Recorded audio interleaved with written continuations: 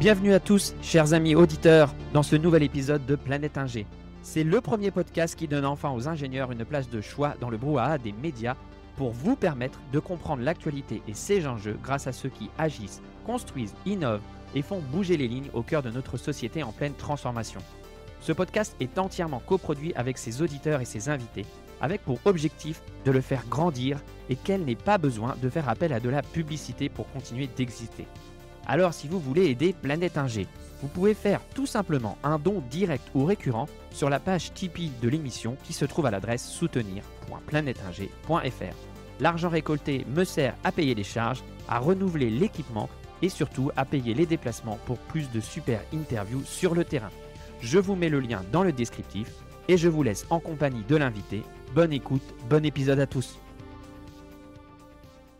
Jingle en direct sur le... Jingle, alors c'est bon. Ça marche. Bonjour Benoît. Bonjour. Comment ça va aujourd'hui? Bah, plutôt bien, ma foi. Quand on a l'occasion de se faire interviewer comme ça va? Ouais, ça va. Puis en plus, du coup, toi, tu habites dans un village bien nommé, parce que c'est un... Exactement, ça s'appelle l'Heureux. C'est Voilà. juste à côté de Rennes. Et ouais, c'est vrai qu'on est pas mal heureux. On n'est jamais triste, quoi. C'est ça. Bon, on n'a pas habitué mes auditeurs à faire des boutades en début d'épisode, mais c'est toujours bon de démarrer comme ça. Donc, bienvenue à tous dans ce nouvel épisode de Planète Ingé. Aujourd'hui, c'est un peu spécial puisque ça faisait longtemps que je voulais faire des épisodes autour de l'agriculture et de l'élevage, puisque c'est des sujets qui sont toujours malmenés dans les médias et au cœur de la transition écologique. Donc, j'ai le plaisir d'inviter Benoît Rouillet aujourd'hui, qui est donc ingénieur agronome. Et Benoît, je te laisse te présenter rapidement aux auditeurs si tu veux bien. Oui, bah merci Mathieu. Bonjour à tous. Effectivement, Benoît Rouillet. Je travaille à l'Institut de l'élevage, donc à côté de Rennes, comme j'ai pu le dire. Et en fait, moi, je suis chargé de projet autour de l'alimentation des vaches laitières. Donc, l'Institut de l'élevage, on travaille sur toutes les filières d'herbivores et majoritairement des ruminants. Et donc, moi, mes missions concernent uniquement les vaches laitières. Ok, et du coup, ce sera super intéressant parce que on va pouvoir parler d'un sujet qui est au cœur des débats sur la transition écologique, qui est l'élevage bovin, l'alimentation de tout ça. Et puis aussi, on peut parler un petit peu du futur des exploitations en France, comment on voit les choses de ta petite fenêtre. Donc évidemment, comme toujours sur ces sujets qui portent à débat, j'encourage les gens à venir commenter, laisser des avis et contacter l'invité. On vous donnera ses coordonnées à la fin si vous le souhaitez. On me reproche parfois d'avoir des invités très orientés, mais c'est pas du tout le cas. Moi, je donne la parole à tout le monde. Donc voilà. Le premier épisode de la saison 2 était autour de justement comment réduire son empreinte carbone. Et on avait mentionné le sujet de l'alimentation. Voilà, les bases sont posées. On y va, c'est parti. Est-ce que tu veux nous parler un petit peu de ton parcours, Benoît, en quelques minutes pour nous expliquer un petit peu le cheminement et comment tu en es arrivé à travailler dans ce domaine? Oui, bah, du coup, on va repartir un petit peu loin. C'est que moi, je suis issu de famille d'agriculteurs du centre-Bretagne, hein, de producteurs de lait. Donc, mes grands-parents étaient tous producteurs de D'accord. lait. Je pense que c'est là que j'ai eu pris le goût de la vache laitière, comme on dit, puisque à chaque vacances et puis à tous les repas de famille, il y avait toujours la ferme qui était au bout de la rue et c'était un formidable terrain de jeu. Et donc, j'ai eu envie de continuer dans ce monde laitier. Après mon bac, j'ai fait 2 ans de DUT en génie biologique agroalimentaire à Saint-Brieuc. Donc toujours en Bretagne, hein, je suis breton, je suis resté en Bretagne. Ça, certains vont peut-être me le reprocher, mais ça fait partie de mon identité. Et puis après ça, en fait, l'IUT a été un bon tremplin pour moi pour intégrer une école d'agronomie qui s'appelait l'ENSAR à l'époque, l'École nationale supérieure agronomique de Rennes, et qui aujourd'hui s'appelle l'Institut Agro et qui a toujours vocation à former des ingénieurs agronomes dans plein de disciplines. Ouais. Et donc, en 2005, j'ai été diplômé de cette école-là. Et puis, ma volonté en sortant de cette école-là, ça a été de faire du terrain. Et donc, j'ai travaillé comme conseiller en élevage dans un petit secteur à côté de Rennes. Justement, j'avais les pieds dans les bottes tous les jours et puis je voyais des agriculteurs tous les jours en production laitière et ça m'a bien plu.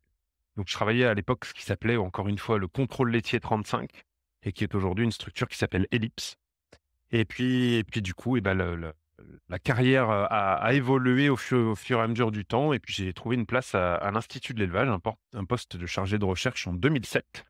que j'occupe depuis cette date. Voilà. OK. Justement, si on revient, par rapport à ton enfance, par rapport à ta sortie d'école et maintenant, si tu devais me citer, 1 ou 2 choses qui ont le plus changé, dans l'élevage, justement, ce serait quoi?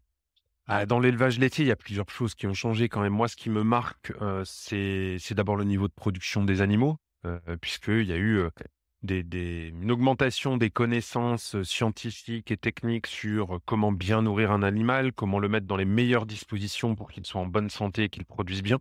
Donc je dirais que le niveau de production, a quand même fortement évolué.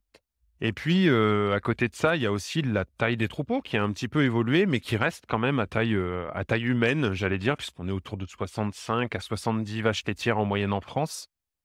Moi, j'avais un mauvais exemple à la maison, puisque mon grand-père, dans les années 80, il avait déjà une quarantaine de vaches, donc il était déjà taxé d'être un gros, si je peux me permettre. Et du coup, voilà, moi, je considère quand même qu'on reste dans un élevage, à taille normale, même si on a une augmentation des troupeaux. D'accord, OK. Et on a eu donc on a une amélioration, des conditions, de travail, des conditions d'élevage, ça tu l'as constaté, mais est-ce qu'on a on a une dégradation du nombre d'exploitations, une diminution, des choses comme ça par rapport à ce que tu as connu, toi, quand tu as démarré, sur le terrain? Alors ça, c'est très fort et très marqué, hein. La tendance, elle est extrêmement nette et claire, c'est qu'on a de moins en moins d'élevage, en France, donc de moins en moins d'animaux aussi. On perd, 2-3-4-5 de vaches laitières uniquement tous les ans depuis de nombreuses années, juste pour prendre l'exemple de cette filière-là.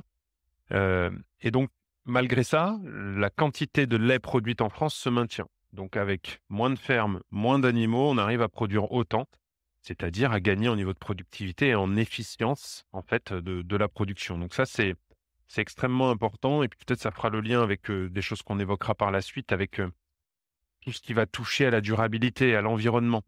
Le but du jeu, c'est de produire, mais sans épuiser les ressources et sans, polluer.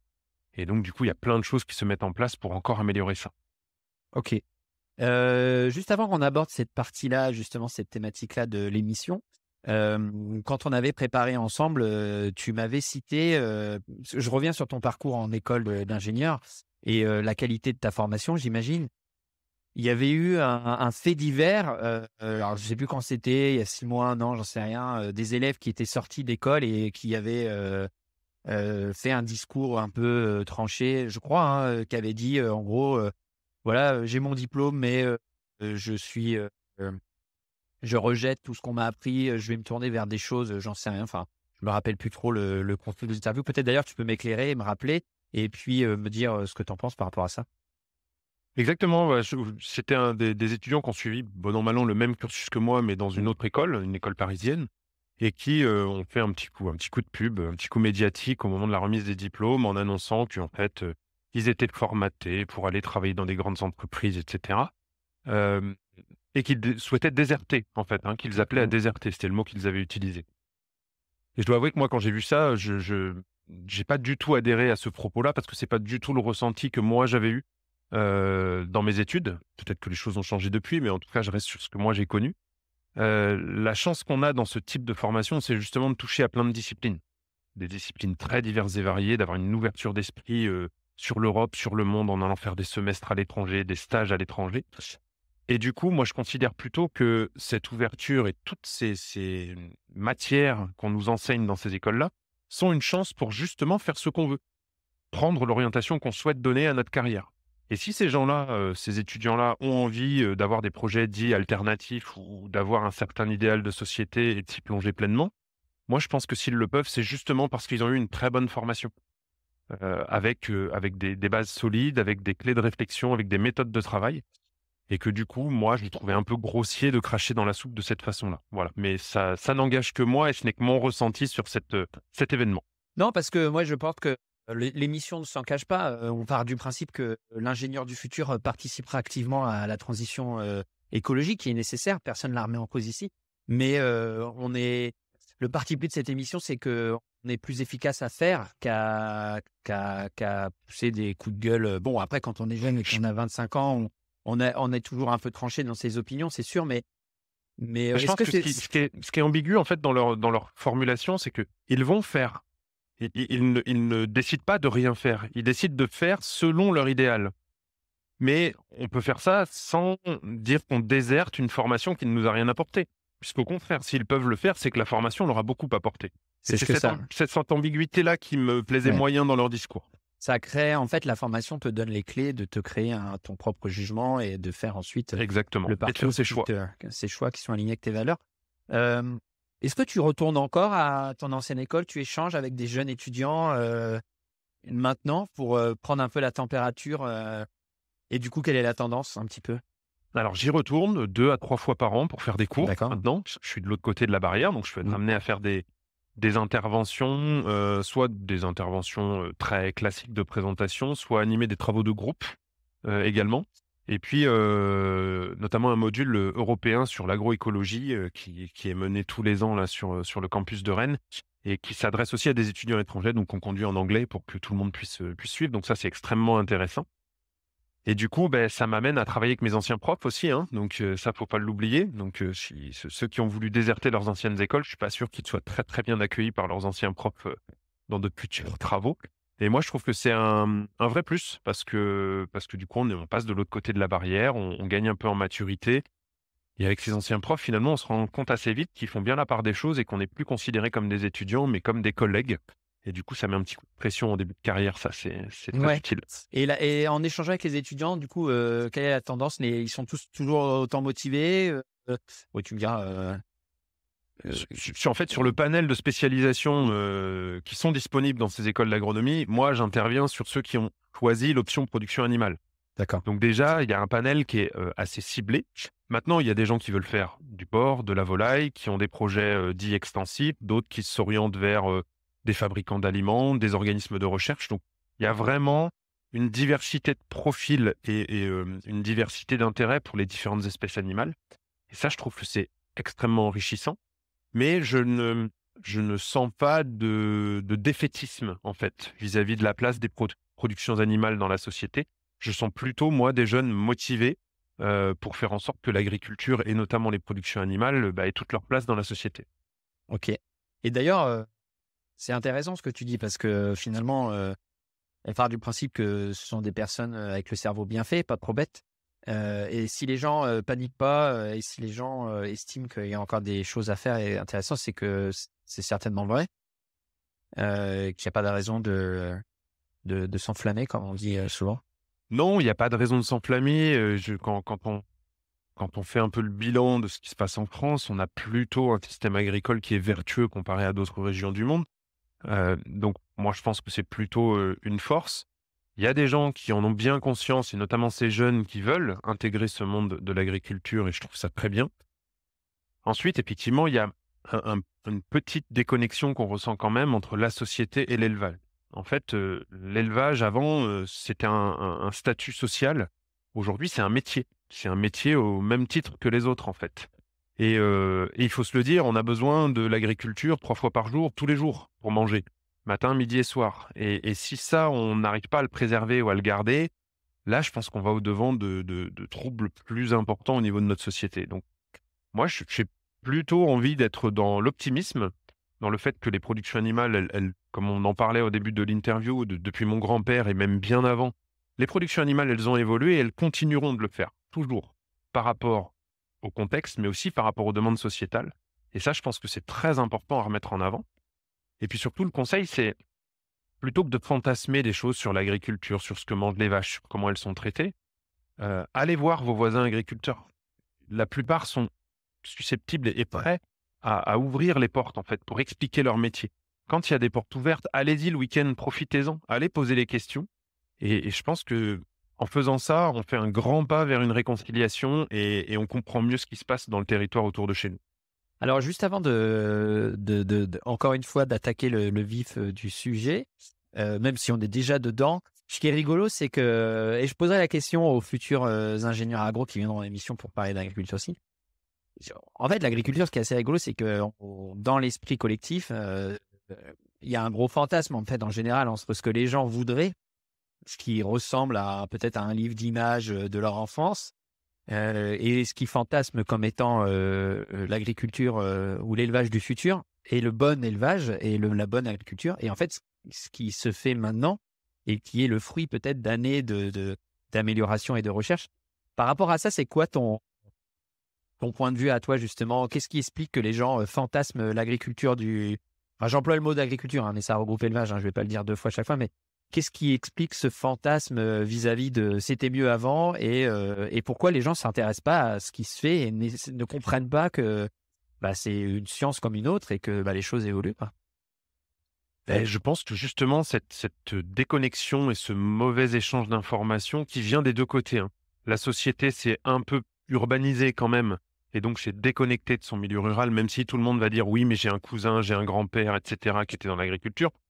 Au fur et à mesure, ce fil se détend et puis peut-être que d'un côté, d'un point de vue agricole, il y a eu aussi une certaine fermeture à certains moments, une volonté de ne pas trop communiquer sur ce qui était fait, c'était peut-être un peu caché et je pense que ça, c'était un tort et c'est en train de basculer dans l'autre sens. Les agriculteurs, quelle que soit leur filière, sont aujourd'hui prêts à expliquer et à discuter avec la société. Donc ce fil qui s'était, distendu un petit peu, pour moi, il est en train de se réconcilier et de se réconcilier en ayant aussi un discours de vérité. C'est que l'agriculture, elle a changé, elle a évolué, elle s'est modernisée.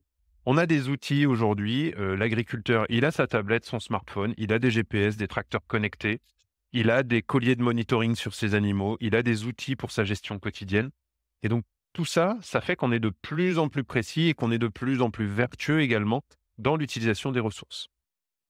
Ok, écoute, ça fait la bonne transition. Aussi, je pars un petit peu du point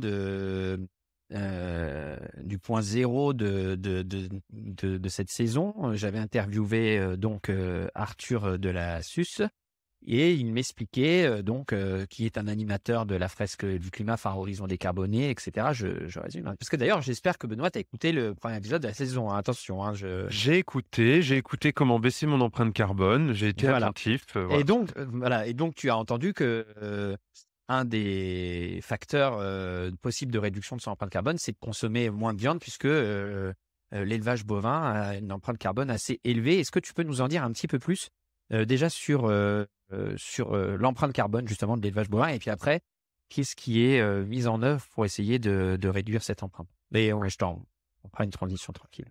Fais-nous un petit peu un état des lieux, justement. Hem, L'empreinte carbone, effectivement, c'est exprimé en kilos d'équivalent CO2 par kilo de produit. Aujourd'hui, si on fait une grosse moyenne sur le lait, par exemple, on est autour de 0,9 à 1 kilo d'équivalent CO2 par kilo de lait produit. Donc ça, c'est un grand chiffre à retenir. Nous, on y travaille aussi. Pourquoi? Bah, d'abord parce que quand on veut baisser quelque chose, il faut bien un point de départ. Et donc, on a besoin d'avoir ce point de départ-là pour travailler et pour atteindre nos objectifs d'engagement, de réduction, de l'empreinte carbone des produits laitiers.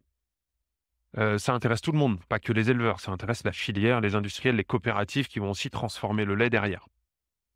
Et le principal problème qu'on a avec l'empreinte carbone des ruminants, si on peut qualifier ça de problème, c'est que les ruminants émettent du méthane, qui est un gaz avec un très fort pouvoir de réchauffement, sur le climat. Le méthane, il est issu d'un processus digestif qui est spécifique des ruminants, hein, et qui, leur permet de digérer de la fibre que nous, on ne sait pas digérer, et un des produits, un des déchets de cette digestion, c'est le méthane. Et donc, tant qu'on aura des ruminants, on a du méthane et je le dis souvent, un ruminant qui n'émet plus de méthane, malheureusement, c'est un ruminant mort et c'est pas ce qu'on veut puisqu'on veut pouvoir continuer aussi à consommer des produits laitiers et de la viande. Ok. Tu nous as donné les équivalents CO2 pour le lait. Est-ce que tu as des chiffres en tête pour la viande, justement? Alors pour la viande, que je dise pas de bêtises parce que je les connais moins, pour la viande, on est autour je suis désolé, j'ai plus le chiffre. Non, c'est J'avais pas grave, hein. j'avais Pas de préparé perdre. mes petits trucs. Non, je l'ai plus en tête, mais je peux le retrouver d'ici la fin. On donnera des chiffres peut-être dans le descriptif. On demandera à Arthur Ouais, d'intervenir. ouais, Du coup, désolé. je rebondis un petit peu ce que tu disais là-dessus. Tu as parlé d'objectifs, tu as parlé de travaux. Ça veut dire qu'il y a une prise de conscience quand même que l'impact carbone de la filière est pas négligeable et qu'il faut faire quelque chose. Je veux dire, en fait, on part toujours du principe que les gens sont des méchants, mais voilà, on est tous des êtres humains. J'imagine que les gens, même dans, voilà, toi déjà le premier peut-être, et dans vos filières, les gens ont une prise de conscience. Tu me confirmes ça, que les gens, ils savent que peut mieux faire, ou il faut faire quelque chose si on veut pas. En disparaître. cette prise de conscience-là, elle date déjà des années 90. Ce qu'il faut rappeler, c'est que juste en termes d'émissions directes et indirectes, par exemple, l'agriculture a déjà, les bovins entre autres, ont déjà réduit de près de 11% leurs émissions entre 1990 et 2010. Donc sur 20 ans, une baisse de 11%, qui est aussi liée au fait que, je l'ai évoqué tout à l'heure, il y a une diminution des cheptels qui est quasiment constante. Donc ça, c'est un premier élément qui est très important à rappeler. Ensuite, on le caractérise à travers des initiatives qui sont déjà en cours aujourd'hui depuis plusieurs années. À savoir que, il y a un outil qui a été créé, entre autres par l'Institut de l'élevage qui s'appelle CAP2ER et qui permet de faire un diagnostic carbone d'une exploitation. Donc aujourd'hui, c'est disponible pour les filières de ruminants et c'est disponible en grande culture également. Et ça, c'est un outil qui sert de base pour proposer et pour évaluer une trajectoire d'amélioration sur 5 ans.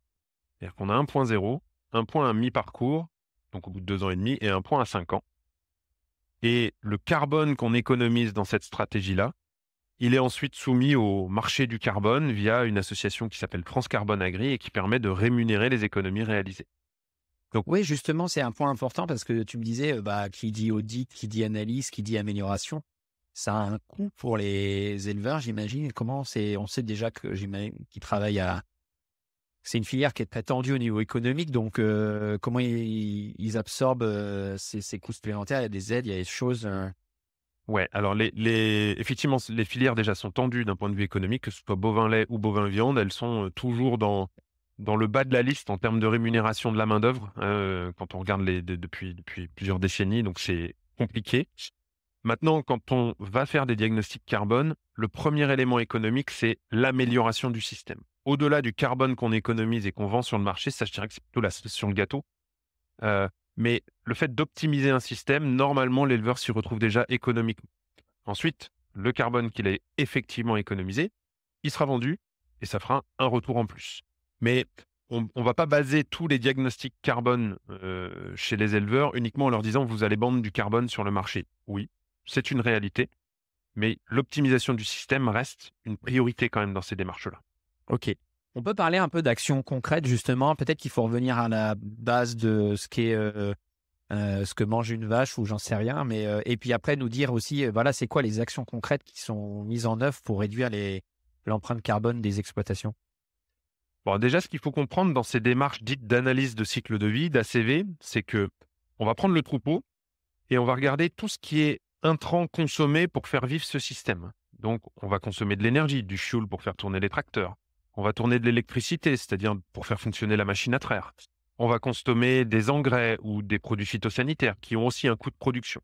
Donc, tout ça, c'est intégré à l'échelle du système dans, on va dire, le coût carbone, l'empreinte carbone du produit. Et puis d'un autre côté, on va regarder tout ce qui est produit par le système, c'est-à-dire le lait et la viande. Et donc quand on met tout ça bout à bout, on va pouvoir avoir cette démarche d'ACV. Ça, c'est le premier point très important. Le deuxième point, c'est parmi les leviers qui sont disponibles, ils vont être de nature très différente. Vous pouvez très bien imaginer prendre un tracteur plus petit qui va consommer moins.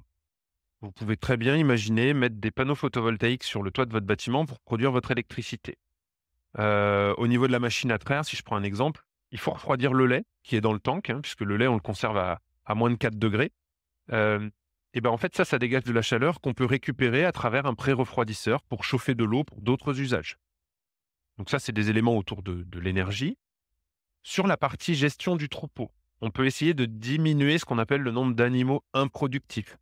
Donc des génisses, des génisses, ce sont des vaches qui n'ont pas encore eu de veau et qui ne donnent pas de lait, hein, chez les mammifères. Et donc ces génisses, on peut chercher à réduire le nombre pour élever juste le nombre de génisses dont on a besoin pour le renouvellement de son troupeau. On peut chercher à augmenter la durée de vie productive des animaux, c'est-à-dire à les faire vieillir un peu plus longtemps pour finalement, elles produisent plus longtemps. Heu, on a aussi aujourd'hui, à travers l'alimentation, des leviers sur la nature de ce qui est consommé par les animaux qui peuvent jouer. Et on a aussi des tests en ce moment sur des additifs qui jouent. Des additifs qui permettent par exemple de baisser le méthane et qui donc par ricochet vont baisser l'empreinte carbone du lait. OK, et par rapport à l'alimentation? Alors l'alimentation, je parlais de fantasmes tout Mmh. à l'heure. Parfois, quand on écoute certaines émissions ou autres, on a l'impression que les vaches, elles sont gavées de soja OGM importé du Brésil. Ce qu'il est bon de rappeler, c'est qu'une vache laitière en France, en moyenne, ça consomme d'abord 80% de fourrage qui est produit sur l'exploitation. Ça, c'est important à marteler parce que ça permet de sortir un petit peu des idées reçues. Dans ces fourrages, grosso modo, à l'échelle d'une vache laitière, il y a moitié-moitié entre le maïs en silage et l'herbe sous toutes ses formes. Donc que ce soit pâturé ou récolté en ensilage, en foin, différentes formes. Et la partie concentrée, donc les concentrés, ça va être des compléments qu'on apporte aux animaux pour corriger les défauts du fourrage et faire en sorte que la ration qu'on leur propose soit bien équilibrée, notamment en énergie et en protéines.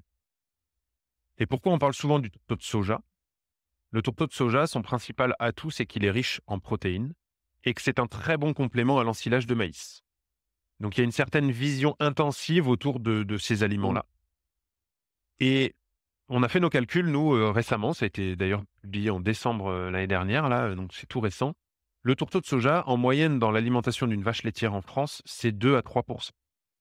Donc, elles ne sont pas gavées de tourteau de soja. Elles en consomment, c'est une vérité. Et depuis 10 ans, d'ailleurs, la consommation de tourteau de soja en France a baissé de moitié. Et ça continue. Je pense que ça va continuer. Mais par contre, elles n'en sont certainement pas gavées. Mais je reviens, bon, il n'y a jamais de question bête, mais le fourrage justement et ce qui est utilisé pour même si c'est produit en France, ça pourrait les ressources utilisées pour le produire, c'est pris en compte dans les calculs d'empreinte carbone. Et puis justement, les détracteurs disent bah oui, mais ces ressources-là, on pourrait les économiser, voilà, tout simplement. Ça fait partie des choses. Enfin, j'imagine que ce soit en eau, en engrais, voilà. Ouais, du coup, on pourrait toujours faire mieux. Ça, c'est un fait. Et je pense qu'à l'avenir, on fera mieux. En termes de consommation, on parle de bovins laitiers. La très large majorité de ce qui est consommé par les bovins laitiers, ni toi, ni moi, ni personne, on sait les valoriser dans notre alimentation. On a fait des travaux aussi qui sont publiés depuis ce mois-ci dans un journal à comité de lecture, qui montrent qu'on a 89% des protéines qui sont consommées par les vaches que nous, on ne sait pas valoriser dans notre alimentation. D'accord. Donc, si ce ne sont pas les vaches qui le transforment pour faire du lait et de la viande, on ne sait pas trop quoi en faire aujourd'hui. Donc ça, c'est le premier élément. Ensuite, ce qui est vrai, c'est qu'une partie des fourrages qui sont produits vont consommer des ressources, énergie, fertilisants, etc. Ça, c'est pris en compte dans les démarches ACV à travers l'outil CAP2ER. Donc ça, c'est déjà intégré et on peut chercher à les réduire. Et le troisième point, qui est celui sur lequel on va commencer à travailler là, puisqu'on a fait pas mal de travaux de bibliographie là-dessus, c'est quand même de s'intéresser à la surface. Parce qu'au lieu de cultiver un fourrage pour nourrir des animaux, on pourrait cultiver des protéines végétales directement pour nourrir l'homme. Voilà, très bon point, ouais. Voilà, et on l'investigue. C'est très dépendant du territoire dans lequel on apporte cette idée. Si vous êtes en plaine, effectivement, il y a de grandes chances que le végétal s'en tire très très bien par rapport à l'animal. Si vous êtes en montagne, dans des zones peu cultivables, pentues, peu mécanisables, là, la situation sera différente. Il est probable que le maintien d'un élevage bovin soit extrêmement important. Donc, tout ça, on est en train de commencer à l'objectiver pour pouvoir proposer des grands équilibres et ça nous pose aussi un certain nombre de questions. C'est que demain, si, je sais pas, dans une plaine du bassin rennais, par exemple, donc Rennes, l'Ille-et-Vilaine, c'est le premier département laitier en France. Dans la plaine du bassin rennais, si vous dites, on enlève les vaches laitières pour faire du 100% végétal pour l'homme parce que tout est cultivable, tout est labourable, on peut faire. Moi, je dis d'accord, mais comment est-ce qu'on maintient le taux de matière organique des sols? C'est-à-dire qu'on n'a plus les déjections animales pour fertiliser les cultures. Donc, il y a certainement des seuils en deçà desquels enlever l'élevage bovin n'est pas une bonne idée. On verra comment sont ces seuils-là en fonction de tout un tas de critères qu'on commence à regarder. Mais le couplage, le bouclage plutôt des cycles entre l'animal et le végétal paraît être une solution optimale pour maintenir un bon équilibre. Ouais, tu as anticipé sur une des questions que je voulais te poser. C'est quoi les points positifs? Qu'est-ce que ça apporte dans l'écosystème de manière globale à un élevage bovin? J'imagine que, comme tous les écosystèmes, c'est assez complexe. Qu'est-ce que ça apporte de choses positives, justement Alors, l'élevage bovin, notamment bovin laitier, hein, dont je parle, il apporte des choses positives sur plusieurs points. D'abord, je l'ai dit tout à l'heure, il valorise des ressources non consommables par l'homme, en très large majorité, donc ça, c'est un point important. Ensuite, on sait aussi que lorsqu'on a de l'élevage bovin, on a un paysage qui est maintenu. On a plus de haies, on a plus de biodiversité associée à tous ces éléments dits agroécologie. L'agroécologie, tout le monde veut en faire et l'élevage bovin est plutôt un bon indicateur d'agroécologie.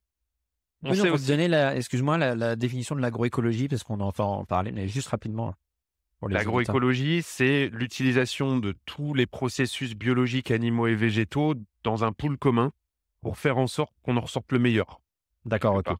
Ok, je Voilà, t'en- dit très simplement, hein. Ouais, ouais. Et donc, dans tout ça, en tout cas, il y a toutes les techniques agricoles qu'on doit intégrer pour ne pas dégrader trop et pour maintenir un certain équilibre entre tous les éléments. D'accord, ok. Et l'élevage bovin, du coup, dans le bouclage des cycles, de l'azote, du phosphore, il a un intérêt parce qu'en fait, il transforme de l'herbe et des fourrages notamment pour faire des produits animaux qu'on consomme, mais aussi en déjections qui sont réutilisées sur les cultures. Et donc, il y a une espèce de cycle vertueux qui se met en place quand on a de l'animal et du végétal. Je vais finir par un dernier petit commentaire, c'est que si aussi demain on veut passer vers un régime un peu plus végétal, ce qui dans nos sociétés occidentales n'est pas une aberration. On peut diminuer, on est plutôt des gros mangeurs de protéines animales. Mmh. On peut diminuer un peu. Ma condition, moi, c'est à condition de consommer français avec une certaine qualité et avec une façon de produire dont on sait qu'elle est réglementée. Voilà. Qu'est-ce qu'on peut faire justement pour améliorer les conditions de travail des élevages en France pour s'assurer que peut-être consommer moins de viande mais plus français. Et alors je sais qu'on peut imaginer, on ne peut pas bannir, j'imagine, au moins d'un point de vue européen, mais bon, on a encore des choses qui viennent en dehors de l'Europe. Et Beaucoup. qu'est-ce qu'on pourrait faire très succinctement pour rendre ou améliorer les conditions justement des exploitations en France par rapport à ça?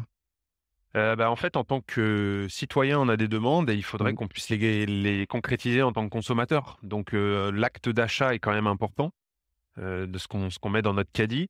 Ensuite, il y a probablement des choses à travailler autour de la restauration collective, la restauration hors domicile, hein, qui fait aussi appel à des importations de viande pour répondre à des besoins. Donc, si on fait ça, nous, dans notre caddie, il est probable que ça coûte un peu plus cher. Donc, est-ce qu'on est prêt à le faire ou pas? Ou est-ce qu'on est prêt à continuer à consommer du poulet importé qui ne respecte pas les mêmes conditions de production que chez nous? Ouais, c'est C'est chaud dans le contexte inflationniste actuel, c'est ouais, très compliqué, ouais. mais la crainte, c'est que du coup, ça ne fasse qu'aggraver le non-renouvellement des générations en production animale en France et que du coup, demain, notre secteur agricole soit tellement affaibli qu'on ait nos yeux pour pleurer. Et je pense que ça, ce serait extrêmement dangereux. Je le dis souvent quand je suis sur les réseaux sociaux ou quand je cause à des agriculteurs. Pour moi, les agriculteurs devraient être des rockstars. Parce qu'on a besoin d'eux. Parce qu'on a besoin d'eux pour manger et pour entretenir les paysages et pour faire plein d'autres choses. Ils peuvent aussi être producteurs d'énergie, par exemple. Et voilà, moi, j'essaie en tout cas dans mes actes d'achat d'être en cohérence avec ce que je propose. Est-ce qu'il y a il y a actuellement avec la tendance avec la tendance actuelle et les décisions prises un peu à l'emporte-pièce dans l'urgence, est-ce qu'il y a une réelle inquiétude de la filière de se voir marginalisée ou comment ce serait vu si on disait demain, il faut couper 30% de la production pour atteindre nos objectifs d'émissions de carbone, j'en sais rien, tu vois? Comment la filière, elle le perçoit? Et parce que je prends, je sais pas, je me fais l'avocat du diable, un peu, voilà, on a discuté à la marge. En fait, les améliorations que tu proposes, elles sont à la marge. Il faut il faut des solutions un peu plus drastiques. Donc les questions, c'est ça, c'est comment sont perçues actuellement par la filière la tendance des décisions prises un peu à l'emporte-pièce et parfois la méconnaissance politique des filières. Tu vois, un politique prend des décisions sans savoir, on le voit dans plein de sujets qui font un petit peu n'importe quoi. Et puis, qu'est-ce que ça amène? Ce serait quoi l'impact si vraiment on prenait des décisions radicales mais nécessaires? Je pense que les décisions radicales, elles peuvent, alors déjà, faudrait poser la question à des éleveurs, mais elles peuvent mettre encore plus en péril ces filières-là. Parce que le message véhiculé, c'est que tout est de la faute des agriculteurs et de leurs animaux. Or, on sait très bien que dans l'empreinte carbone moyenne d'un Français, oui, la viande joue, l'alimentation joue, mais c'est pas le seul levier.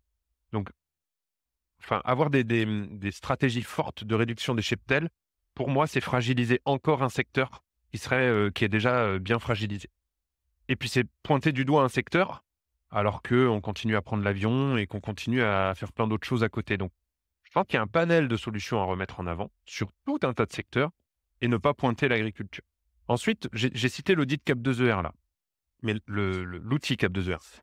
En 2022, c'était à peu près 30 000 audits qui ont été réalisés avec Cap2ER et 1800 conseillers qui font ces audits-là. Et on se rend compte qu'on peut baisser de façon très significative l'empreinte carbone du lait en faisant ces audits-là. C'est-à-dire qu'on peut atteindre du moins 15, moins 20, moins 30% dans certains cas. Ouais, c'est pas négligeable. Ouais. Et nous, on pense aussi qu'à travers les leviers prospectifs qu'on travaille sur le méthane, donc des additifs, de la génétique, qui sera peut-être prête aussi d'ici 10 à 15 ans, on peut envisager une baisse du méthane de 50% dans l'élevage bovin, ce qui est extrêmement intéressant d'un point de vue réduction de l'empreinte carbone. Donc, plutôt que de dire enlevons 30% des bovins français, nous on dit on a des solutions techniques pour diminuer l'empreinte carbone des produits sans diminuer les effectifs de bovins. Ok, bah écoute, très bien. Moi j'avais une question aussi. Est-ce que il y a des anticipations qui sont faites par rapport aux dégradations de l'environnement, justement, la prise en compte, la résilience d'une filière, parce qu'on essaye d'améliorer les choses dans un contexte stable, mais le contexte va devenir de plus en plus instable avec des conditions climatiques qui vont évoluer, ou peut-être même d'autres facteurs qui peuvent être géopolitiques aussi d'ailleurs. Oui. Justement, est-ce que la filière aujourd'hui, elle est suffisamment résiliente pour faire face à des changements climatiques importants ou des changements géopolitiques importants? Sur la géopolitique, malheureusement, je pense qu'on subit un peu les choses. Donc, ça peut être soudain, ça peut être abrupt, ça peut être rapide. On subit des choses, mais on essaie d'avoir des solutions pour que nos systèmes de ruminants soient autonomes. Qu'est-ce qui d'un point de pourrait, vue- au niveau géopolitique, mettre vraiment le bazar Bah parce là, on l'a que... vu, une guerre en Ukraine, tension sur le marché des céréales, augmentation des matières premières pour l'alimentation animale et dégradation des performances économiques des élevages. Et ça, c'était en quelques semaines, quoi. Donc ça, est-ce qu'on est prêt à y faire face ou pas? Alors, je dirais qu'en bovin, on a la chance d'avoir une alimentation qui est basée sur les fourrages. Il faut un peu de concentré à côté, mais on n'était pas trop touché. Sur des filières monogastriques qui consomment des matières premières uniquement, c'était probablement plus compliqué. Donc, un événement comme ça peut avoir une répercussion immédiate sur les productions animales et donc sur le prix des produits que vous trouvez en supermarché. Ça, c'est clair. J'ai perdu le fil. L'autre question, excuse-moi. Non, la résilience par rapport aux conditions climatiques, tu vois, des températures extrêmes en été, enfin, on voit déjà, hein, il y a eu plusieurs grosses périodes de canicule cet été. Bon, je pense que ça va continuer. Donc voilà. Puis dans 10 ans, j'imagine que ça va aller des phénomènes qui vont aller en s'accélérant. Donc ça, c'est des choses qui sont anticipées, prises en compte, réfléchies. Oui, ça fait partie des choses sur lesquelles on travaille à travers des projets de recherche et de développement, donc avec et pour les agriculteurs. Et bon, je dirais qu'il y a 2 grands niveaux. Il y a tout ce qui va toucher à la production fourragère, parce qu'aujourd'hui, on a des courbes de croissance de l'herbe. Ça pousse tranquillement au printemps avec des décalages en fonction des régions. Souvent, on a un creux d'été, un petit rebond à l'automne et puis on peut valoriser des choses en arrière-saison. Cette forme de courbe de croissance de l'herbe, elle va bouger avec le réchauffement climatique. Il est probable qu'on ait une pousse qui démarre un peu plus tôt en fin d'hiver, donc des animaux qui sortiront peut-être plus tôt pour aller chercher l'herbe disponible. On aura un creux d'été qui sera beaucoup plus marqué avec des périodes sèches et chaudes plus intenses. Par contre, on aura probablement à l'automne et à l'hiver des capacités à aller chercher de l'herbe aussi disponible. Donc voilà, on sait que ça bouge, on a déjà des références là-dessus, il y a déjà des observatoires qui existent pour essayer d'accompagner au mieux les éleveurs sur ces questions-là. Ensuite, sur des plantes annuelles comme l'ensilage de maïs, il y a des travaux faits par les semenciers sur la génétique pour qu'ils supportent mieux les coups de chaleur, par exemple. Mais malgré tout, dans certaines zones, sans irrigation, je ne vois pas comment ils vont s'en tirer sur ces cultures-là. Donc, sur la partie culture, voilà, on est sur le coup, j'allais dire, et on a des choses à donner. Et ensuite, il y a l'animal en tant que tel. Comment il vit ça? Parce que je ne sais pas si toi, tu es très à l'aise quand il fait 45 degrés l'été. Moi, je ne suis pas très à l'aise du tout.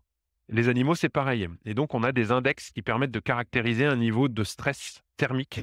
Ça fait d'ailleurs le lien entre la température et l'humidité pour les animaux. Et donc, on travaille aussi sur l'ambiance dans les bâtiments pour essayer de ventiler et de proposer aux animaux, soit dans le bâtiment, soit à l'extérieur, le long de haies, avec des abris, des choses pour qu'ils soient en meilleure santé et qu'ils ne subissent pas trop ces aléas climatiques.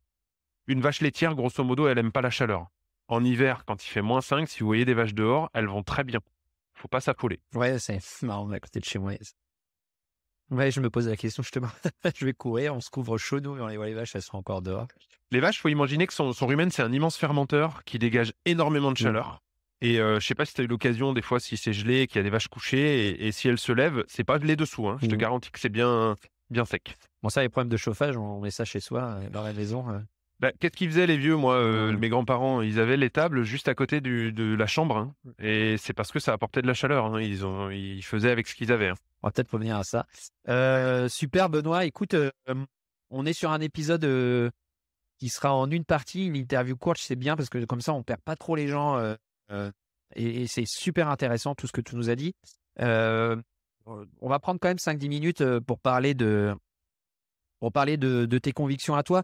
Justement, je t'ai rencontré parce que sur Twitter, tu prends beaucoup la parole. Qu'est-ce qui te pousse à prendre la parole comme ça sur les réseaux sociaux, à te mettre en avant et parfois, c'est un peu le point commun qu'on retrouve dans tous les un peu, je dis pas lanceurs d'alerte, mais influenceurs ou j'en sais rien comment on peut appeler, mais les gens qui commencent à prendre la parole avec un ton un peu, bah, voilà, on est lassé quoi d'entendre, toutes ces bêtises, toi pourquoi tu as décidé de te mettre en avant justement?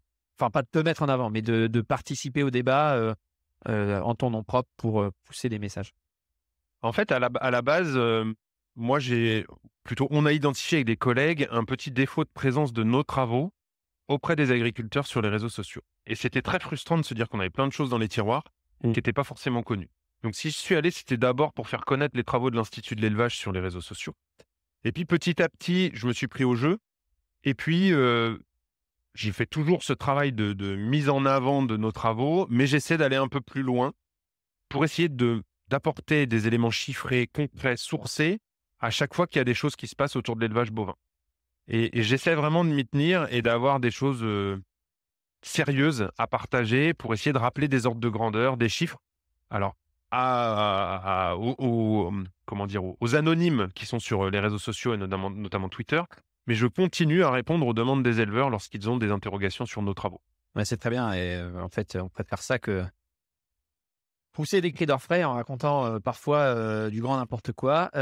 Tu sens que tu as une audience qui monte et les retours, c'est quoi les retours que tu as, justement de ça, de tes prises de parole, techniques, ou moins techniques, mais est-ce que ça porte ses fruits? Alors, ça porte ses fruits surtout dans la sphère agricole, Mmh. forcément, puisque c'est la cible première, hein, voilà, on va pas se mentir. Je pense qu'il y a un certain nombre d'agriculteurs qui ont découvert des travaux instituts de l'élevage à travers ça et c'est une très bonne chose et donc on va continuer ça. Je pense aussi que ça s'ouvre un tout petit peu sur une partie de mon audience, à plutôt grand public. Ça me donne un peu de visibilité, pour les travaux de l'Institut de l'élevage dans des journaux, auxquels on n'a pas l'habitude de parler habituellement. Il y a eu une interview autour du méthane dans Le Figaro, il y a eu une interview dans l'Ouest France. Voilà, ça permet de toucher un petit peu la presse généraliste. Ça permet de participer à des podcasts comme le tien, Mmh parce que mh. si j'avais pas été sur les réseaux sociaux, je pense qu'on se serait peut-être jamais rencontrés. Non. Et puis, il y a une autre petite facette autour d'une communication vraiment sincère qui me plaît beaucoup. C'est que j'ai adhéré à l'association France Agri Twittos. Je ne sais pas si tu as vu cette association-là? C'est une association qui est majoritairement dont la plupart des adhérents sont des agriculteurs et ils souhaitent communiquer sur leur métier, mais communiquer de manière sincère, ouverte, d'ouvrir leur ferme, de dire comment ça se passe chez eux et c'est en ça que je trouve que c'est une très bonne initiative. Il doit y avoir quelques pourcentages, 10-15 de gens qui sont comme moi du para-agricole, on va dire et puis il y a aussi des gens qui sont pas du tout du monde agricole, mais qui soutiennent l'association. Donc là, c'est une bande de copains, je dirais maintenant, de 4 à 500 copains quand même, Ah ouais, qui ouais, ouais, essaient de c'est gros, ouais, ouais. communiquer ouais, ouais, ouais, mais qui essaient de communiquer de façon très ouverte sur les métiers de l'agriculture, sur comment ça se passe chez eux et donc on prend plaisir à se retrouver et par exemple, on va se retrouver au salon de l'agriculture là bientôt. Bah, écoute, c'est moi, je trouve ça très bien. Ça me fera une super caisse de résonance, pour ton épisode. Tu transmettras ça à toute ta petite bande de copains de 500 personnes et du coup, Pas on de aura au souci. minimum 500 écoutes et ce sera, une bonne performance. Et je suis très content parce que c'est enfin des sujets, traités, de façon, pragmatique et détaillée. Dernière question, Benoît, aujourd'hui, qu'est-ce qui te motive le plus, pour te lever le matin, par rapport à tout ce qu'on vient de discuter? Bah, moi, ce qui me motive, c'est que j'ai toujours vu, comme je l'ai expliqué, l'agriculture en mouvement et je pense qu'elle l'est encore et on a plein de défis à relever et en fait, dans ces défis, je pense qu'il faut y voir des opportunités. pour l'élevage, pour les filières. Et moi, j'espère que le métier d'agriculteur gardera ses lettres de noblesse. Moi, j'en suis pas un, donc j'ai un immense respect pour ce qu'ils font, parce que je ne sais pas si je serais capable d'en être un. Mais en tout cas, je ferai tout pour pouvoir accompagner ces éleveurs laitiers, pour la filière qui me concerne, vers du mieux, vers du plus et vers la place qu'ils méritent dans la société. Et qu'est-ce qui te fait le plus peur? Bah, ce qui me fait le plus peur, c'est si on continue à leur taper dessus. Concrètement, il faut bien se dire qu'au bout d'un moment, peut-être qu'ils en auront marre et que si on se met à continuer à importer notre viande de je ne sais pas où et nos produits, divers et variés d'ailleurs, bah, je suis pas sûr qu'on y gagne au change. Voilà. Ça marche. Écoute, merci beaucoup, Benoît. Ah bah non, nous j'oubliais, mais tu as le droit à ta minute promotion. Donc voilà, c'est le temps d'antenne ultra libre, hein, voilà, c'est parti. Et puis après, bah, je tire le rideau. Moi, la promotion que je vais faire, c'est pour, les travaux qui sont réalisés par mon institut, l'Institut de l'élevage, par nous et puis par les différents collègues des différentes structures. On travaille sur plein de choses. On travaille sur les chevaux, les bovins, les ovins, les caprins, sur, des filières courtes, sur de la transformation à la ferme. Il y a du bien-être animal, il y a de l'environnement, il y a de l'économie. Donc vraiment, si ça vous intéresse, allez consulter les travaux sur notre site internet. Je pense que tout le monde peut y trouver son compte. On parle de numérique, de technologie aussi, hein, dans les sciences de l'ingénieur. Donc vraiment, cette pub-là, pour moi, elle est très importante et j'espère que vous trouverez votre bonheur sur tous les travaux qu'on peut mettre à disposition sur notre site. Super, merci beaucoup, Benoît. En tout cas, tu t'exprimes très bien. Tu as l'habitude des interviews, non? Ou pas du tout parler en public? Notre métier, on est obligé, hein, d'aller parler à des conférences devant parfois plusieurs centaines de personnes, donc il vaut mieux être un petit peu à l'aise. Ensuite, ça fait 15 ans que je suis là, donc c'est un exercice que je maîtrise un peu et puis que j'affectionne aussi. Voilà, j'aime bien ça, donc Ouais, bah, c'est pour ça que enfin voilà, ça se passe bien en général quand j'arrive à faire une interview. eh ben, écoute, tu étais très à l'aise. Ça fera un super épisode. J'espère que le sujet va vous intéresser tous. Merci beaucoup et puis à la semaine prochaine. Et voilà, c'est la fin de cette interview passionnante. J'espère que comme moi, vous avez appris plein de choses et que vous vous êtes régalés. Si vous avez aimé, surtout partagez l'émission autour de vous. Et n'oubliez pas qu'elle est coproduite par les auditeurs et les invités, donc je compte sur vous pour la soutenir. Vous pouvez le faire de deux manières, soit en achetant les NFT sur planetag.uncut.fm ou tout simplement en faisant un don sur la page Tipeee. Je vous mets le lien dans le descriptif de l'épisode. En attendant une nouvelle aventure lundi prochain, abonnez-vous à la newsletter, newsletter.planetag.fr pour ne rien rater du podcast. Merci les amis, à la semaine prochaine.